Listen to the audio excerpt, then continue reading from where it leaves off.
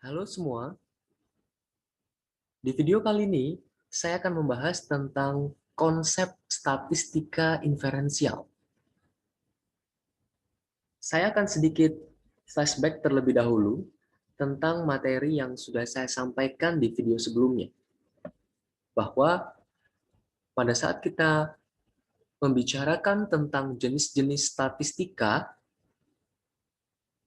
itu ada dua, yakni statistika deskriptif yang hanya menggambarkan keadaan data melalui berbagai parameter, ya, seperti distribusi frekuensi, ukuran pemusatan, ya, seperti mean, median, modus. Statistika deskriptif juga berbicara tentang variabilitas seperti ukuran range, variance, dan standar deviasi. Apa bedanya dengan statistika inferensial? Statistika inferensial sendiri ini digunakan untuk pengambilan kesimpulan berdasarkan data sampel. Untuk mengambil kesimpulan yang lebih umum akan suatu populasi. Ya, jadi tujuan dari statistika inferensial sendiri adalah untuk mengeneralisasikan hasil temuan secara lebih umum, ya, dari data sampel kepada populasi. Dalam statistika inferensial dibagi menjadi dua kelompok, yakni statistika parametrik dan non-parametrik. Nanti saya akan menjelaskan lebih detail tentang kedua jenis statistika inferensial ini, ya, yakni mengenai statistika parametrik dan non-parametrik. Kemudian mengingatkan kembali tentang skala pengukuran data, ya. Ada 4, yakni skala nominal, kemudian tingkatan yang lebih tinggi, skala ordinal, lebih tinggi lagi skala interval, lebih tinggi lagi adalah data dengan skala rasio. Ya, 4 skala ini memiliki karakteristik yang berbeda. Sehingga saya ingatkan kembali, apa sih tujuan untuk mengenal data yang kita punya, ya? Adalah tujuan dari mengenal skala data yang kita punya, nanti kita bisa tahu, ya, analisis data apa yang tepat untuk data yang kita miliki. Ya, jadi dipahami kembali tentang perbedaan antara skala nominal, ordinal, interval, dan rasio. Supaya Anda bisa lebih paham nanti kalau Anda sudah kenal jenis data Anda, maka alat analisis apa yang tepat digunakan untuk menguji data yang Anda punya. Dalam statistika inferensial itu ada dua jenis, ya, yakni adalah statistika parametrik dan statistika non-parametrik. Saya akan bahas terlebih dahulu tentang statistika parametrik, ya. Di dalam statistika parametrik, ya, ini mensyaratkan bahwa data itu harus menyebar atau memiliki distribusi normal. Kemudian yang kedua adalah skala data yang dapat digunakan dalam statistika parametrik itu adalah data dengan skala interval atau rasio.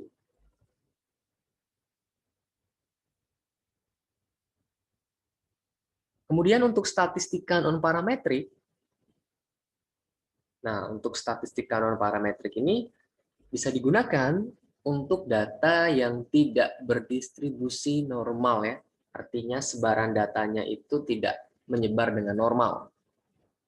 Dan umumnya statistika non-parametrik itu bisa digunakan untuk data dengan skala nominal atau ordinal.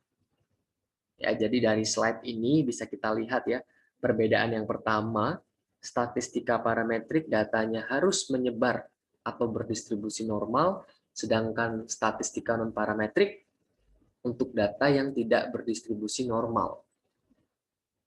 Itu perbedaan yang pertama. Perbedaan yang kedua, dalam statistika parametrik ya, skala datanya adalah interval atau rasio, sedangkan dalam statistika non-parametrik, skala datanya adalah nominal atau ordinal. Berikutnya adalah bicara tentang penggunaan uji statistik ya di dalam melakukan pengujian hipotesis. Hipotesis itu apa, Pak? Hipotesis ini adalah jawaban sementara terhadap suatu data ya, atau hipotesis itu pernyataan sementara atau jawaban sementara yang perlu diuji kebenarannya. Diuji dengan apa? Diuji dengan data. Ya, di kolom pertama ini adalah skala datanya ya. Ada nominal, ada ordinal, kemudian interval atau rasio ya. Kemudian ini ada bentuk hipotesis, ada yang bersifat deskriptif dengan satu variabel, ya. Lalu ada komparatif ya. Kalau komparatif itu membandingkan, di sini membandingkan dua sampel ya. Ada yang sampel berhubungan atau related, ada juga dua sampel yang independen. Kalau independen ini berarti dua sampel yang saling bebas ya. Artinya antara sampel yang satu dengan sampel yang lain itu tidak punya hubungan. Lalu ada juga komparatif lebih dari dua sampel ya. Baik sampel yang berhubungan, related, atau sampel yang tidak berhubungan atau saling bebas ya. Disebut juga sampel independen. Kemudian ada juga yang asosiatif ya, bentuk hipotesis yang asosiatif ini untuk menguji hubungan antara dua variabel ya. Nah, saya akan fokus terlebih dahulu pada yang skala datanya berbentuk nominal atau ordinal ya. Nah, untuk uji-uji yang di baris kedua dan ketiga ini adalah untuk uji-uji yang digunakan pada statistika non-parametrik ya. Diingat tadi bahwa non-parametrik itu bisa digunakan untuk skala berbentuk nominal atau ordinal. Ya, contoh misalkan dengan skala data ordinal ya. Ingat, skala data ordinal itu adalah data yang memiliki tingkatan ya. Misalkan Anda ingin menguji hipotesis yang berbentuk komparatif ya dengan dua sampel misalkan. Dua sampel yang berhubungan misalkan ya, yang related.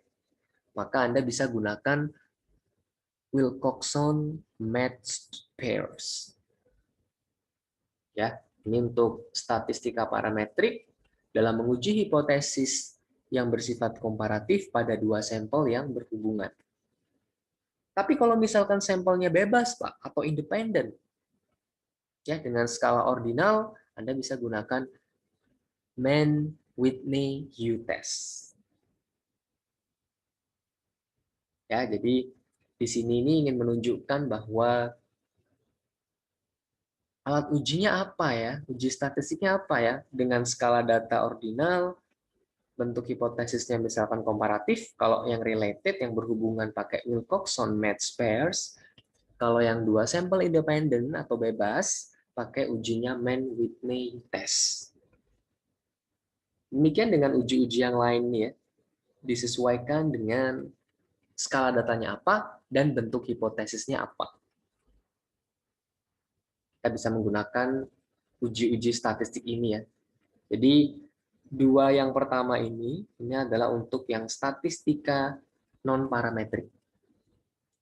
Nah, untuk statistika parametrik ya, yang ditandai dengan tanda bintang ini, sini, oke, Ini digunakan untuk skala data yang bersifat interval atau rasio. Ya, misal kita ingin menguji hipotesis yang berbentuk komparatif ya pada dua sampel yang related ya, yang berhubungan atau berpasangan, bisa menggunakan paired sample t-test. Sedangkan untuk dua sampel yang bebas atau independen, kita bisa menggunakan uji independent sample t-test. Tapi kalau kita ingin menggunakan atau menguji bentuk hipotesis yang komparatif dengan lebih dari dua sampel ya, misalkan 3 sampel. Nah, untuk sampel yang independen, misalkan untuk sampel yang bebas ya, yang tidak berhubungan antara sampel yang satu dengan sampel yang lain, kita bisa menggunakan misalkan one way ANOVA ya, one way ANOVA. Ya, jika fokus pada satu case atau masalah, tapi bisa menggunakan two way ANOVA jika case-nya itu ada dua ya, makanya disebut two way ANOVA. Kemudian kita kalau ingin menguji hipotesis berbentuk asosiatif ya, yang menguji hubungan, kita bisa menggunakan misalkan person product moment nih, atau kita sebut dengan korelasi person ya. Ini kita bisa gunakan ya. Jadi tabel ini sebenarnya memberikan panduan kepada kita ya, kita untuk menguji hipotesis pada satu penelitian misalkan ya, alat uji apa yang bisa kita gunakan. Ya, kita lihat pertama jenis data yang kita punya, apakah nominal, ordinal, interval, atau rasio. Kemudian yang kedua, kita bisa tentukan ya, bentuk hipotesis yang akan kita uji ini apa. Apakah deskriptif, apakah komparatif dua sampel, apakah komparatif lebih dari dua sampel, atau yang bersifat asosiatif atau hubungan ya. Di sini sudah tersedia jenis-jenis ujinya. Ya, untuk nominal dan ordinal ini untuk statistika non parametrik ya.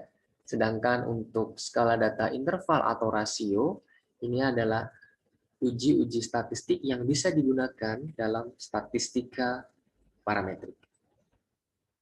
Ya, statistika parametrik itu ingat statistika yang mensyaratkan datanya harus berdistribusi normal ya. Berikutnya, contoh misalkan ya, penggunaan alat uji statistik itu disesuaikan dengan topik penelitian.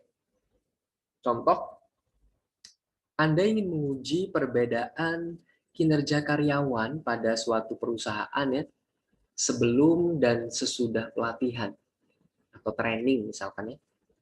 Nah, maka ini karena karyawannya pada satu perusahaan ya, kemudian berarti kan karyawannya sama ya, yang diteliti kan sama karyawannya. Yang membedakan hanya kondisi sebelum dan sesudah pelatihan. Apa yang diteliti Pak? Kinerja karyawannya. Tapi sampelnya sama nggak? Sampelnya sama. Jadi sampelnya itu related tadi ya. Sampelnya berpasangan nih. Yang berbeda hanya kinerja karyawan pada kondisi sebelum dan sesudah pelatihan. Maka uji statistik yang bisa Anda gunakan adalah paired sample t-test ya. Karena ini bentuk hipotesisnya adalah komparatif ya, membandingkan kinerja karyawan sebelum dan sesudah pelatihan dengan sampel yang sama, dengan sampel yang berhubungan. Ya, karena sampelnya karyawan pada satu perusahaan. Maka alat uji yang tepat adalah paired sample t-test ya. Kemudian yang contoh kedua, misalkan kita akan melakukan uji perbedaan persepsi dosen senior dan junior terhadap kemampuan manajerial dekan ya pada satu fakultas misalkan. Nah, ini bentuk hipotesisnya juga komparatif ya, karena menguji perbedaan persepsi. Sampelnya itu juga independen. Berbeda dengan yang pertama tadi, kalau yang pertama sampelnya itu berpasangan ya, sampelnya sama. Kalau contoh yang kedua ini sampelnya berbeda, yakni dosen senior dan junior. Artinya antara sampel yang dosen senior itu tidak punya hubungan dengan dosen yang junior ya. Artinya sampel bebas ini atau independen. Maka alat uji yang tepat digunakan adalah independent samples t-test. Kenapa disebut independent samples t-test? Karena sampel yang digunakan adalah dua sampel yang independen. Dua sampel yang saling bebas ya, tidak berpasangan atau tidak berhubungan. Contoh yang ketiga adalah misalkan kita ingin menguji perbedaan rata-rata hasil ujian mata kuliah statistika pada program studi manajemen, akuntansi, dan ekonomi Islam pada Fakultas Ekonomi dan Bisnis di sebuah universitas misalkan ya. Nah, di sini bisa kita lihat bahwa sampelnya ini saling bebas ya atau independen ya, yakni mahasiswa pada program studi manajemen, akuntansi, dan ekonomi Islam. Artinya lebih dari dua sampel ya. Di sini ada 3 sampel nih. Maka kita bisa gunakan uji one way ANOVA. Ya, karena sampelnya itu ada lebih dari 2 ya. Di sini ada 3 sampel yang menguji perbedaan rata-rata hasil ujian pada mata kuliah statistika, sehingga one way ANOVA bisa kita gunakan. Tidak lagi independent samples t-test ya, karena kalau independent samples t-test itu untuk 2 sampel yang bebas ya. Di sini ada 3 sampel, ada 3 program studi ya, maka bisa digunakan one way ANOVA. Yang terakhir, contohnya misalkan kalau kita ingin menguji ada hubungan nggak sih antara tingkat pendapatan dengan tingkat konsumsi, misalkan ya, ini misalkan pada satu masyarakat gitu ya. Kalau kita menguji bentuk hipotesis yang hubungan ya atau asosiatif, maka kita bisa gunakan alat ujinya adalah korelasi Pearson ya untuk menguji hubungan antara satu variabel dengan variabel yang lain ya. Seperti di contoh keempat ini, hubungannya apa ya antara tingkat pendapatan dengan tingkat konsumsi? Ya, maka kita bisa gunakan uji korelasi Pearson. Bisa digunakan untuk menguji hubungan. Nah, jadi pemahaman dari contoh di slide ini ya, kita bisa memilih alat uji statistik yang tepat terhadap permasalahan di suatu penelitian ya. Terlepas itu statistika parametrik ataupun statistika non parametrik.